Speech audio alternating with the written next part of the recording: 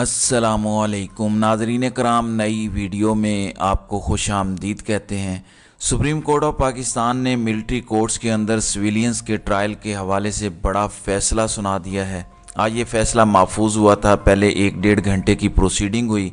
फ़ैसला महफूज हुआ, 3 बजे फ़ैसला सुनाने का कहा गया था, लेकिन 4 बजे के करीब जजेस ने यह फ़ैसला सुनाना शुरू किया और आर्मी एक्ट का वो सेक्शन जिसके तहत सिविलियंस का मिलिट्री कोर्ट्स में ट्रायल किया जाता है, उस सेक्शन को ही सुप्रीम कोर्ट ने आइन से मुतसादिम करार देते हुए उसको कलअदम करार दे दिया है। सुप्रीम कोर्ट ने ये बहुत बड़ा फ़ैसला सुनाया है। बहुत हैरान कुन है कि इतना बड़ा फ़ैसला सुप्रीम कोर्ट ऑफ पाकिस्तान ने सुना दिया है। इसकी रीज़न ये है कि ये कहा जा रहा था कि सुप्रीम कोर्ट ये कहेगी कि ठीक है अपील का हक़ दे दें, या सुप्रीम कोर्ट ये कहेगी कि 9 मई और 10 मई वालों का ट्रायल उधर नहीं हो सकता। लेकिन सुप्रीम कोर्ट ने आर्मी एक्ट का वो सेक्शन जिसके तहत सिविलियंस का ट्रायल किया जाता है मिलिट्री कोर्ट्स के अंदर, उस सेक्शन को ही गैर आइनी करार दे दिया है, उसको ही आइन से मुतसादिम करार दे दिया है। तो ये सुप्रीम कोर्ट का बहुत बड़ा फ़ैसला है। साथ ही सुप्रीम कोर्ट ने 9 और 10 मई के वाक़यात में मुलविस तमाम अफराद, जो इस वक्त 103 अफराद हैं हसन न्याजी समेत, जो मिलिट्री कोर्ट्स के पास हैं, उनके लिए हुक्म सुना दिया है कि उनका ट्रायल सिविल कोर्ट्स के अंदर होगा। सिविलियंस की तरह उनका ट्रायल होगा। इंसदाद दहशत गर्दी की अदालतों में उनका केस चलेगा, उनका केस मिलिट्री कोर्ट्स के अंदर नहीं चलेगा। सिविल कोर्ट्स में प्रोसीडिंग चलाने का फ़ैसला तो 5-0 से आया है, लेकिन शुरू वाली 2 चीज़ें 4-1 से हैं। उसमें जस्टिस याहिया आफरीदी ने अपना फ़ैसला महफूज किया है और जो 5 जजेस हैं इस केस का फ़ैसला करने वाले, जिनमें से 4 ने इन सेक्शंस को कलअदम करार दिया है, उनमें जस्टिस एजाजुल एहसन हैं जो अगले चीफ जस्टिस ऑफ पाकिस्तान हैं, फिर उनके साथ जस्टिस मुनीब अख्तर हैं, जस्टिस मज़ाहिर अली अकबर नकवी हैं, जस्टिस आयशा मलिक हैं।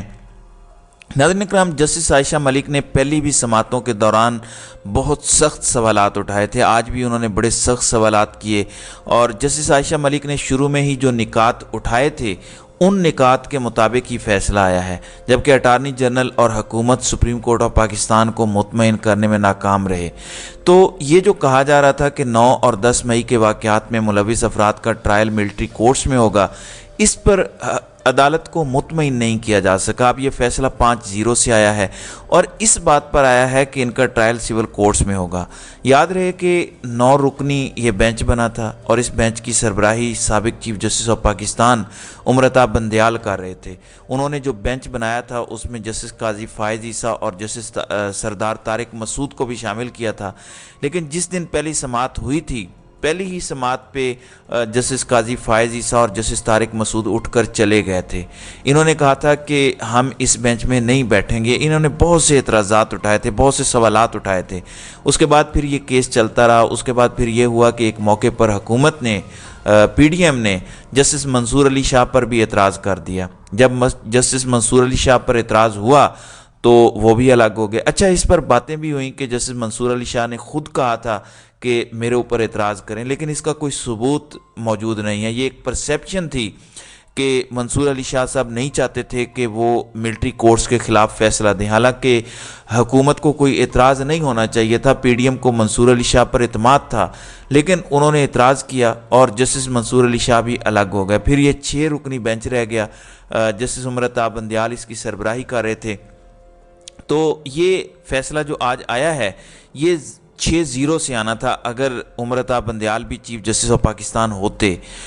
लेकिन हुआ ये कि उमरता बंदयाल की जब रिटायरमेंट करीब आई तो उन दिनों याहिया आफरीदी बैरून मुल्क चले गए छुट्टियों पर, क्योंकि वो छुट्टियों पर चले गए थे और याहिया आफरीदी पाकिस्तान वापस ताख़ीर से आए। तो इस वजह से उमरता बंदयाल के दौर में ये फ़ैसला नहीं हो सका था, वरना बंदयाल साहब भी अपने टेन्योर में अगर ये फ़ैसला देते तो वो यही फ़ैसला देते, क्योंकि पहले दिन से बड़ी क्लैरिटी थी उमरता बंदयाल की, एजाजुल एहसन की, ख़ास तौर पर justice Ayesha Malik, justice Munib Akhtar, justice Mazahir Ali Akbar Naqvi साहब की। ये तमाम जजेस इस मामले पे बहुत क्लियर थे, इसलिए आपने देखा कि आज 5-0 से ये फ़ैसला आया है। इसमें आपको एक और चीज़ मैं बता दूं कि जो दरख्वास्तें दायर की गई थी جن درخواستوں میں یہ کہا گیا تھا کہ وہاں پہ جو لوگ ہیں ملٹری کورٹس میں، ان میں سے 9 افراد نے یہ درخواست دائر کی کہ ہمارا ٹرائل یہیں ملٹری کورٹس میں کریں اور ہم مطمئن ہیں، لیکن وہ درخواستیں سپریم کورٹ نے مسترد کر دی ہیں، کچھ واپس لینے کی بنیاد پر اور کچھ سپریم کورٹ نے اس وجہ سے واپس بھیجی ہیں آفس کو کہ وہ چیمبر میں فکس ہونی چاہیے تھیں۔ اس کے علاوہ ایک چیز جس پر یحییٰ آفریدی نے فیصلہ محفوظ کیا ہے، سپریم کورٹ کے 4 ججز نے آرمی ایکٹ کا سیکشن 2D1 اور 2D2 اس کو انہوں نے کالعدم قرار دیا۔ انہوں نے کہا کہ یہ آئین سے ہی متصادم ہے، یعنی وہ شخص جن کے تحت سویلینز کا ٹرائل یہاں ہو رہا تھا وہ شکیں ہی انہوں نے اڑا دی ہیں، یعنی اب اگر یہ شکیں دوبارہ اپیل میں بحال نہیں ہوتی تو پھر سویلینز کا کبھی بھی ٹرائل ملٹری کورٹس میں نہیں ہو سکے گا۔ اب اس 5 رکنی بینچ پر اپیل تو ہوگی تو اس سے بڑا بینچ بنے گا، اور یہ 5 ججز جو کیس سننے والے ہیں، یہ کیونکہ 184(3) کا کیس تھا تو یہ 5 ججز اس میں نہیں ہوں گے۔ اب قاضی فائز عیسیٰ، ان کے متعلق کہا جا رہا تھا کہ جس طرح وہ پچھلے بینچ سے اٹھ گئے تھے وہ اب بھی کیس میں نہیں بیٹھیں گے، کیونکہ وہ اس کانفلکٹ میں پڑنا نہیں چاہتے، اداروں سے الجھنا نہیں چاہتے، ان سے لڑنا نہیں چاہتے، اس لیے وہ بینچ میں نہیں بیٹھے۔ پھر ایک اور وجہ بھی ہے جس سے میں اتفاق کرتا ہوں، کیونکہ یہ کیس کافی عرصے سے چل رہا تھا، قاضی فائز عیسیٰ اگر اس میں آ جاتے تو پھر 0 سے اس کیس کی سماعت ہوتی، لیکن آج 1-1.5 گھنٹے میں اس کی سماعت ہوئی، فیصلہ محفوظ ہوا اور فیصلہ سنا دیا گیا۔ اگر وہ بیٹھتے تو 0 سے سٹارٹ ہوتا، اور اگر وہ بیٹھتے تو شاید سردار طارق مسعود صاحب کو بھی بیٹھنا پڑتا، لیکن سردار طارق مسعود تو پہلے ہی اٹھ گئے تھے، اور سردار طارق مسعود کے آج کل آرڈرز آپ دیکھ رہے ہیں کورٹ سے جس طرح کے ان کے آرڈرز آ رہے ہیں کہ اگر کسی کو 17ویں بار بھی گرفتار کیا جا رہا ہے اور کوئی ہائی کورٹ کا جج حکم دے رہا ہے کہ اس کو آپ نے 17ویں بار گرفتار نہیں کرنا، تو سردار طارق مسعود نے ان فیصلوں کو معطل کیا اور باقاعدہ ڈانٹا ہائی کورٹ کے ججز کو کہ کوئی آپ کی جرت کیسے ہوئی کہ آپ روک رہے ہیں کہ ایک کے بعد ایک گرفتاری نہیں ہو سکتی۔ پھر اس کے بعد آپ نے دیکھا کہ KPK میں جس طرح سے چھاپے اور گرفتاریاں ہوئیں۔ اب ان ججز نے ملٹری کورٹس کی جانب سے ملزمان کی دی گئی درخواستیں بھی سپریم کورٹ رولز کے خلاف قرار دی ہیں۔ اب جتنے بھی لوگ ہیں اس وقت 103 افراد جو ملٹری کورٹس کے پاس ہیں، ان کو اب سول کورٹس کے اندر شفٹ کرنا پڑے گا، ان کو جیلوں کے اندر شفٹ کرنا پڑے گا، اور اس کے علاوہ کوئی چارہ نہیں ہوگا۔ اب یہ فیصلہ مانا جاتا ہے نہیں مانا جاتا، یہ اب دیکھنا ہوگا، کیونکہ جب PDM سرکار تھی اس وقت کوئی بھی فیصلہ سپریم کورٹ کا نہیں مانا جاتا تھا۔ اگر یہ فیصلہ نہیں مانا جائے گا تو پھر کیا ہوگا، کیسے ہوگا، یہ آنے والا وقت بتائے گا۔ خیر، اس پر جب ڈیٹیل میں چیزیں آئیں گی، کیونکہ اس کی ڈیٹیل ریزننگ بھی آنی ہے۔ پھر اعتزاز احسن نے سب سے پہلے اس کو چیلنج کیا تھا سپریم کورٹ میں، آج روسٹرم پر بھی وہ موجود تھے، اٹارنی جنرل آف پاکستان منصور عوان موجود تھے، سلمان اکرم راجہ موجود تھے، حسن عرفان موجود تھے، فیصل صدیقی بھی موجود تھے۔